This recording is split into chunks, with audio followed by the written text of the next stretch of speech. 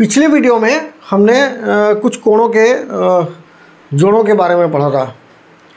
आज मैं उन कोणों के जोड़ों से संबंधित जो सवाल होंगे, है ना, जोड़ मतलब कोणों के युग्म, उन कोणों के युग्मों से संबंधित जो सवाल होंगे हम लोग उसको बनाकर देखते हैं। किस टाइप के सवाल आपको मिलते हैं, आपके पुस्तक में दिए रहते हैं या किस तरीके से आपके परीक्षाओं में भी आते हैं, उनको हम लोग देख लेते हैं। एक आध दो सवाल हम लोग उदाहरण से संबंधित लेंगे और बनाकर देखते हैं। ये कक्षा 7वीं से के कोर्स से संबंधित है, इसलिए उसी की प्रश्नावली को ले रहा हूँ। जैसा दिया हुआ है सवाल है हमारे पास में, निम्नलिखित कोणों के पूरक कोण बताइए। जैसा पहले बताया था कि पूरक कोण के जोड़ों के मापों का योग जो होता है वो हमेशा 90 अंश होता है। मतलब एक कोण यदि 40 अंश का तो दूसरा कोण 50 अंश का हो जाएगा। लेकिन निकालने का तरीका क्या है, बोला निम्नलिखित के पूरक कोण बताइए। जैसे आपको बोल दिया उसने 40 अंश का पूरक कोण बताना है आपको, तो 40 अंश का पूरक कोण हो जाएगा। क्योंकि दोनों कोणों का योग 90 अंश होना है, तो आप हम लोग जो सामान्य सवालों के हिसाब से जानते हैं कोणों का योग 90 है। एक कोण इसमें से आपको 40 अंश मिल गया है, तो 90 अंश में से 40 अंश जाएगा तो कितना हो जाएगा, 50 अंश। मतलब 40 अंश का पूरक कोण कितना हो जाएगा, 50 अंश हो जाएगा। आपके पास दिया हुआ है 60 अंश का पूरक कोण ज्ञात करना है आपको। 60 अंश का आपको पूरक कोण बताना है, तो 90 में से आप 60 को घटा दीजिए, है ना। 90 में से 60 घटाएंगे तो आपको कितना आ जाएगा, 30 अंश। तो 60 अंश का पूरक कोण कितना हो जाएगा, 30 अंश। मतलब 60 और 30 को जोड़ने से चूंकि 90 आ जाता है। मैंने पहले ही बोला था कि पूरक कोण के जोड़ों का योग क्या होता है, सिर्फ 90 अंश होता है। तो 60 अंश का पूरक कोण 30 अंश हो जाएगा। इसी में कोई दूसरा चीज़ होता है, संपूरक कोण ज्ञात करने के लिए बोलता है हमको यहाँ पर, तो हम संपूरक कोण के लिए भी इसी तरीके से निकालते हैं। चूँकि पूरक कोण का योग 90 अंश होता है और संपूरक कोणों का योग 180 अंश होता है, तो यदि आपको 75 अंश का संपूरक कोण ज्ञात करने के लिए बोलेगा, यदि आपको ज्ञात करने के लिए बोलेगा, तो संपूरक कोणों का योग चूंकि 180 अंश होता है, तो आप 180 में से आप 75 घटा दीजिए। 180 अंश में से 75 अंश घटाएंगे तो आपका आ जाएगा 105 अंश। मतलब 75 अंश का संपूरक कोण हो जाएगा 105 अंश। वही यदि 120 अंश का संपूरक कोण बोलता है आपको, 120 अंश का संपूरक कोण, तो चूंकि योग 180 अंश होता है तो 180 में से ही घटाना है आपको। 180 अंश ऋण 120 अंश बराबर कितना आ जाएगा, 60 अंश हो जाएगा। 180 में से आप 120 घटा दीजिए, 60 अंश हो गया। तो 120 अंश का संपूरक कोण कितना हो जाएगा, 60 अंश हो जाएगा, है ना। इसी तरीके से और जो सवाल हैं उनको देखते जाते हैं। इसमें एक थोड़ा अच्छा सवाल है, उसको ले लेते हैं। पूरक कोण और संपूरक कोण से संबंधित में ये बोल रहा है, एक कोण अपने पूरक कोण का दुगना है, दोनों कोणों के माप बताइए। मतलब अब हमको तो जोड़े मालूम है, तो एक कोण अपने पूरक कोण का दुगना है।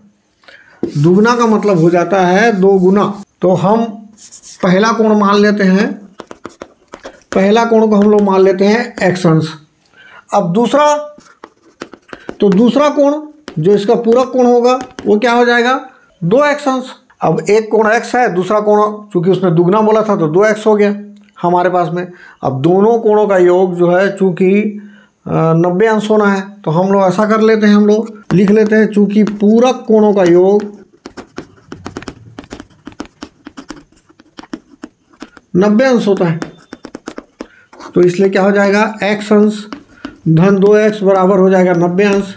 मतलब 3x बराबर हो जाएगा 90, तो x बराबर हो जाएगा 90/3। हम काट देते हैं तो 30 आ जाएगा। x का मान आ गया 30 अंश। मतलब एक कोण आपका, पहला कोण हो गया आपका 30 अंश का, पहला कोण x बराबर 30 अंश। अब दूसरा कोण तो इसका दुगना होना है, दूसरा कोण पहले कोण का दुगना है, तो हम लोग 2 गुणित 30, क्योंकि 2x लिए थे हम लोग, 2x लिए थे, तो 2 गुणित 30 बराबर 60 अंश। मतलब एक कोण 30, तो उसका पूरा कोण कितना अंश का हो गया, 60 अंश का। तो इस प्रकार से आप कोणों को, सवालों को हल करते आपको बन जाता है।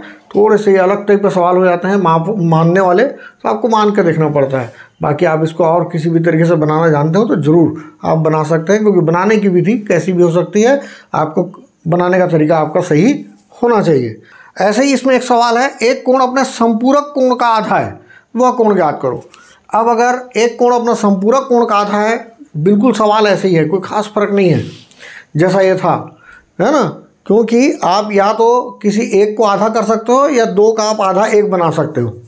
तो आप चाहो तो इसको भी इस तरीके से आप बना सकते हैं ना, इसमें भी कि पहला कोण इसमें भी आप x कर दीजिए और दूसरा कोण को आप 2x कर दीजिए।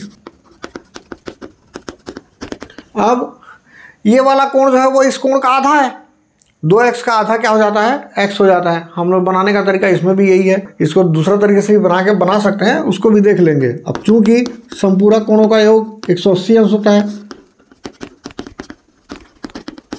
संपूरक कोणों का योग 180 अंश, तो x धन 2x बराबर 180, 3x बराबर 180 और x बराबर हो जाएगा 180 बटे 3, 3 6 18, 3 शून्य शून्य, x बराबर हो जाएगा 60।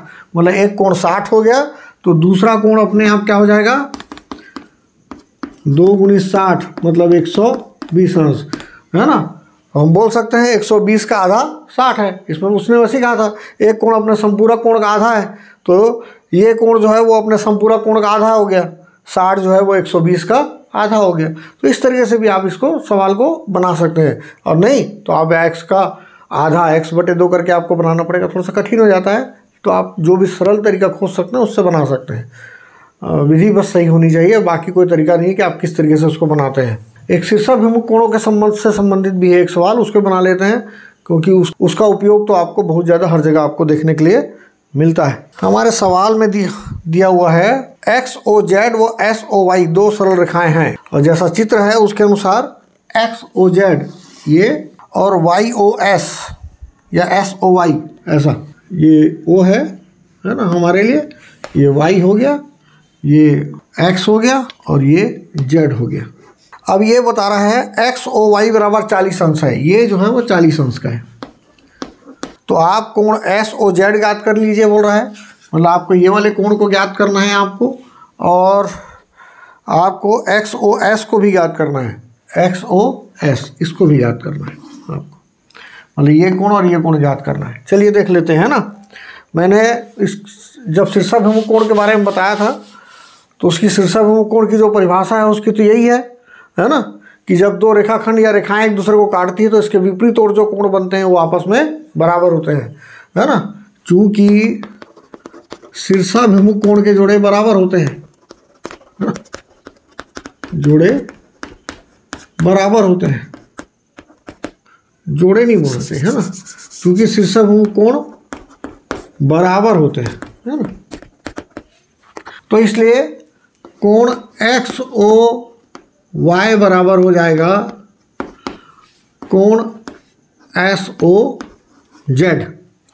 अब XOY हमको दिया हुआ है 40 अंश, तो चूंकि कोण XOY बराबर दिया हुआ है 40 अंश, तो इसलिए कोण SOZ बराबर भी क्या हो जाएगा, 40 अंश का हो जाएगा। ये हमारा पहला जो हमको ज्ञात करना था वो हो गया।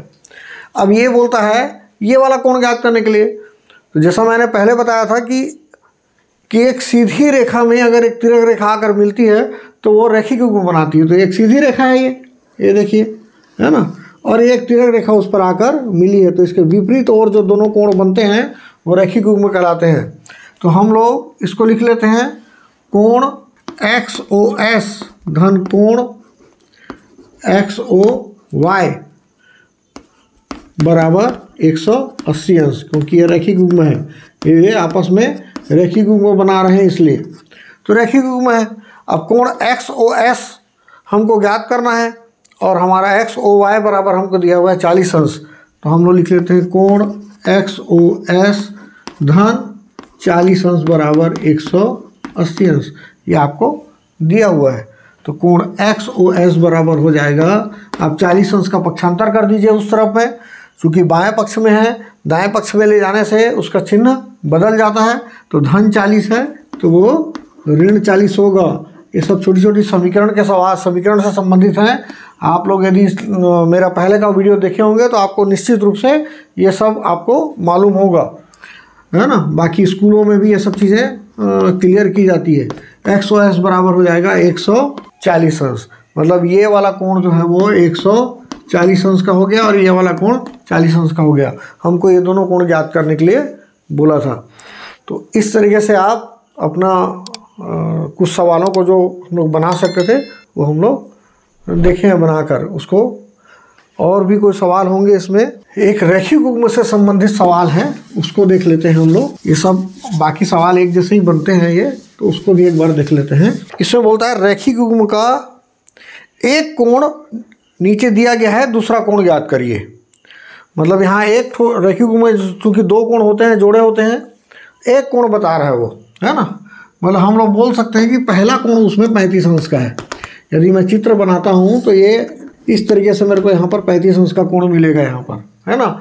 अब चूँकि हमको बहुत ज़्यादा इसको नाम गाम दे के बनाने की ज़रूरत नहीं पड़ती है, चूँकि एक कोण 35 अंश का दे दिया हमको।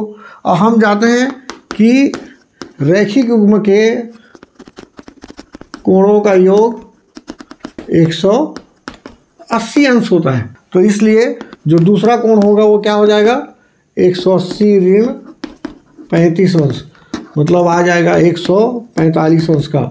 मतलब इस 35 अंश का रैखिक युग्म का दूसरा कोण क्या हो जाएगा, 145 अंश का। हम लोगों ने इसके पहले संपूरक कोण के संबंध में हम लोगों ने इसको बनाया था। एक सवाल और है इसमें, 7वां नंबर, है ना। ये 8वां नंबर में था ये वाला सवाल, एक और है 7वां नंबर में, बहुत अच्छा है, तर्क शक्ति के आधार पर है। यदि दो आसन्न कोणों का योग 180 अंश हो, चूँकि इसको बनाने की ज़रूरत नहीं पड़ेगी, आपको देख के समझ में आ जाता है, लेकिन तर्क है उसमें, इसलिए उसको बता रहा हूँ। यदि दो आसन्न कोणों का योग 180 अंश हो तो वे कैसे कोण होंगे। यदि दो आसन्न कोणों का योग बोल दिया है, चूँकि आसन्न कोणों का योग बोल रहा है, तो योग यदि 180 अंश होते हैं तो वो रैखिक युग्म हो जाते हैं। मतलब एक सीधी रेखा और एक ये, तब इन दोनों कोणों का योग 180 अंश होगा, रैखिक युग्म होंगे। और दूसरे में हम लोग ये भी बोल सकते हैं कि संपूरक कोण होंगे उन लोग, है ना, कि यदि दोनों कोणों का, दो आसन्न कोणों का योग। लेकिन क्या होता है, मैं पहले जैसा बताया था कि संपूरक कोण या पूरक कोण के संबंध में कोई विशेष चित्र आपको नज़र में नहीं आपको परिभाषित करता है, लेकिन रैखिक युग्म के संबंध में आपको बिल्कुल परिभाषित करता है कि चित्र कैसा हो सकता है बोल के। एक सीधी रेखा का होना तो बिल्कुल ही अनिवार्य है। तो ये कुछ सवाल थे, कोशिश किया हूँ आपको बताने का, समझाने का, है ना। अब यदि ये सवाल आपको समझ में आए होंगे, ये वीडियो आपको समझ में आया होगा, तो निश्चित रूप से कमेंट करके बताइए, और अगर कुछ कमी है तो उसे ज़रूर मुझे बताइए। जो भी सलाह होगी मैं निश्चित रूप से उसे आपके लिए उसमें अपना सुधार करने की कोशिश करूँगा। और यदि कोई सवाल होगा तो ज़रूर आपको बना के बताऊँगा इसमें फिर से वीडियो बनाकर, जिससे आपको वो सवाल क्लियर हो जाए। ऐसे ही मेरे वीडियो को देखते रहिए, पसंद आए तो लाइक और कमेंट ज़रूर करिए। धन्यवाद।